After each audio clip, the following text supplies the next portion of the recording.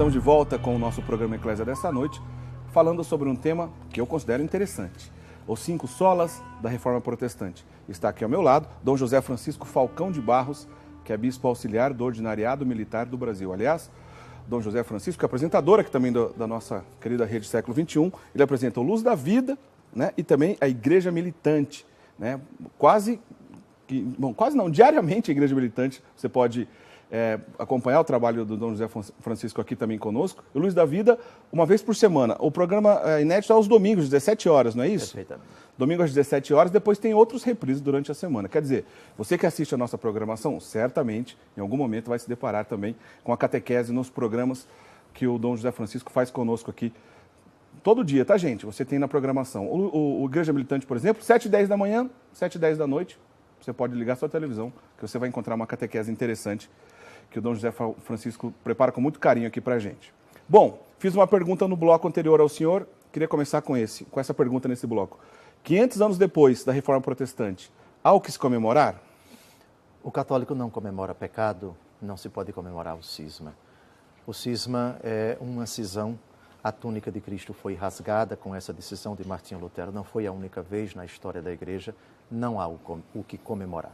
Essa é uma ocasião para nós, primeiro, rezar bastante. Para rezarmos bastante, dobrarmos os nossos joelhos diante de Deus, pedir pela unidade do corpo místico de Cristo, não há o que comemorar. Absolutamente, não se comemora pecado. Tá certo, respondido, tá certo. Bom, vamos então, para a gente aproveitar bem o nosso tempo, para os nossos, como dividimos em 5 tópicos, para o primeiro deles, né? Somente a fé, sola fide. Gostaria que o senhor explicasse para a gente, primeiro o conceito, como os protestantes entendem isso, e depois qual é o problema que tem de se pensar dessa maneira, somente a fé. Lutero combate aquilo que, segundo ele, é uma sobreposição da primazia da graça de Deus, que é o esforço do homem que em detrimento da graça de Deus. Lutero criticava qualquer tipo de iniciativa do homem perante Deus, que segundo ele era uma forma de comprar, de adquirir, de obter como direito adquirido a salvação. Os méritos do homem era aquilo que Martinho Lutero condenava absolutamente e concretamente. A penitência, pensemos, por exemplo, a mortificação, as obras meritórias no sacramento da penitência, os atos do penitente, contrição, acusação e reparação. Lutero abominava a reparação. Dizia que o homem não pode se penitenciar diante de Deus, é tudo graça de Deus. O homem é justificado absolutamente pela fé. Pegando, por exemplo, Romanos capítulo 3, versículo 28, julgamos que o homem é justificado pela fé sem as observâncias da lei. O apóstolo Paulo esquematiza a sua doutrina sobre a justificação, combatendo as obras da lei de Moisés. O que São Paulo diz que não justifica é a prática das obras da lei de Moisés. Segundo a mentalidade farisaica daquele tempo, o homem era justificado praticando obras, observando o sábado, pagando o dízimo, fazendo jejuns, etc. Isso, segundo a mentalidade farisaica, fazia com que Deus se sentisse obrigado a justificar o homem. Já que eu fiz coisas boas, Deus tem a obrigação de me salvar, Deus tem a obrigação de me levar para o céu. São Paulo combate esse tipo de postura e diz que o homem é justificado pela fé em Jesus Cristo e não pelas obras da lei. Ocorre que se fez uma passagem indevida, combatendo as obras da lei de Moisés. Lutero acaba ignorando a necessidade das obras da fé.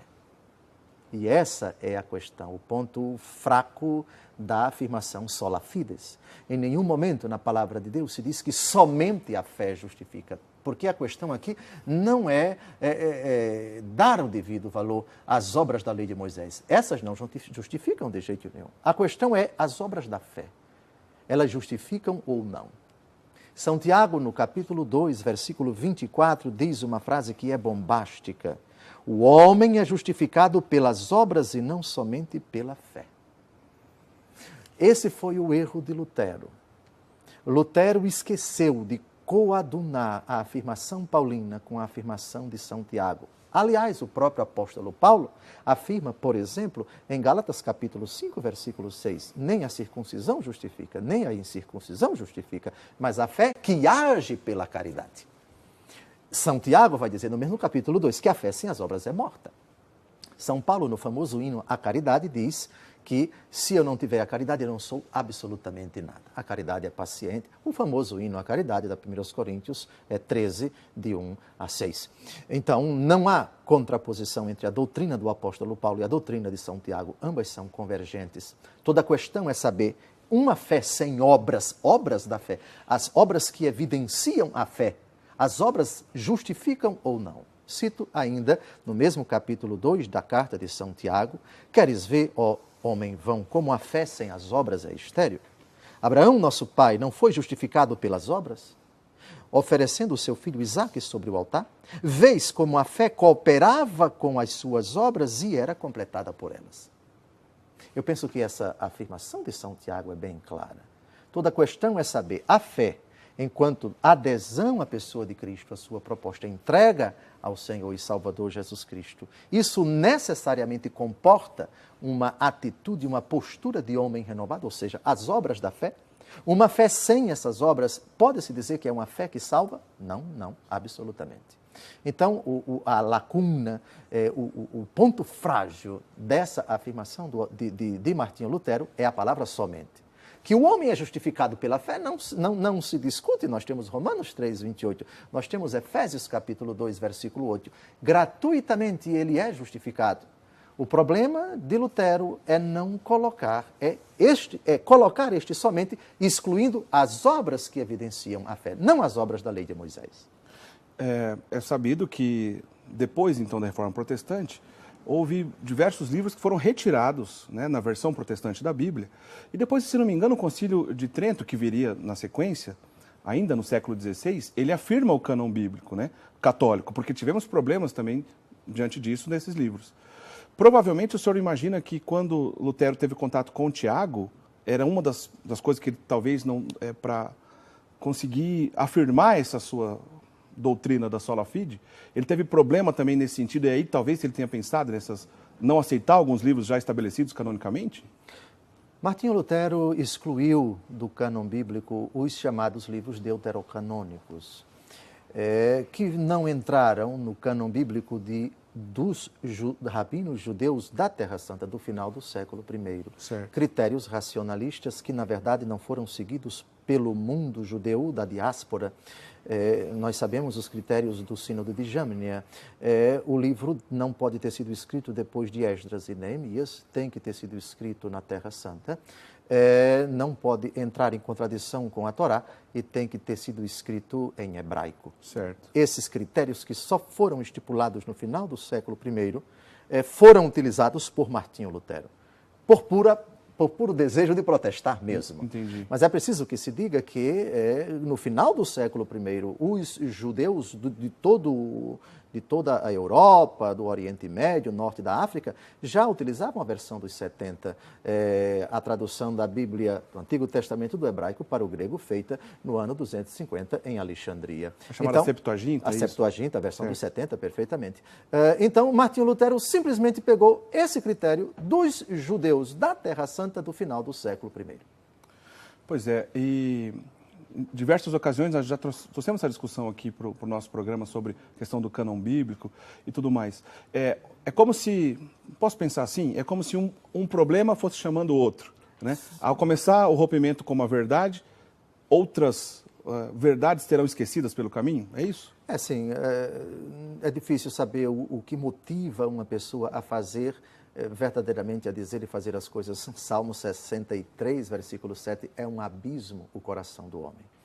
E ali, digamos que o contexto parece apontar para muita mágoa, muito rancor, muita incompreensão também de teologia, muita coisa que Lutero criticava da igreja do seu tempo. Nós não podemos dizer que ele estava errado quando condenava a licenciosidade de alguns clérigos, a riqueza de alguns prelados, alguns abusos isolados aqui, ali e acolá, mas também São Domingos de Gusmão e São Francisco de Assis protestaram, mas à sua maneira, sem sair da comunhão da igreja. O problema foi a radicalidade. Não quero comunhão com essa igreja que está diabolizada, que está satanizada, não é mais a verdadeira igreja de nosso Senhor Jesus Cristo, etc.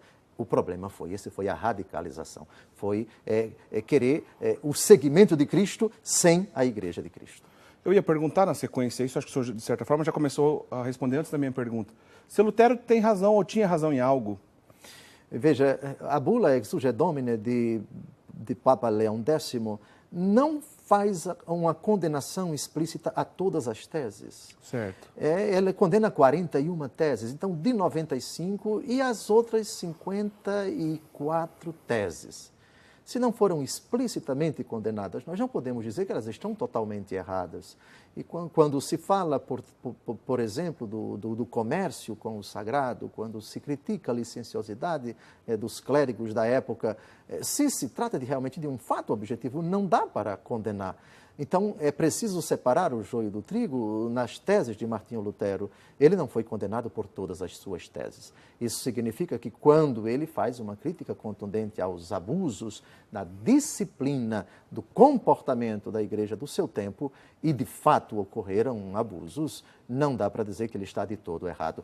Mas as 41 teses ele foi condenado, disse heresias, e elas são inaceitáveis à luz da doutrina católica. E por isso que a gente está fazendo esse programa de hoje, né? Aliás, é a primeira parte, semana que vem faremos a segunda parte. Tentando entender um pouco 5 conceitos, né? 5 somente, ou 5 solas da Reforma Protestante. A gente ainda está na primeira dela. Sola fide. Para encerrar o assunto da primeira. Então, de maneira nenhuma, a gente pode ficar só com a questão da fé. Todo católico entende, ou deveria entender, a questão também da fé e obras, né? Perfeito. De novo, caro telespectador, a citação de São Tiago, mas há outras citações também de São Paulo, nem a circuncisão justifica, nem a incircuncisão, Gálatas 5:6, mas a fé que age pela caridade.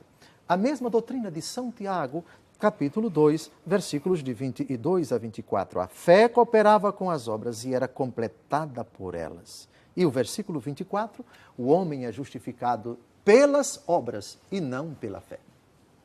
Tá claro? Primeiro sola resolvido, vamos para o segundo? Vamos fazer o seguinte, a gente vai para o intervalo, na volta a gente continua então falando sobre o segundo aspecto, o segundo sola, vamos dizer assim. Podemos falar sobre sola gracia no próximo bloco?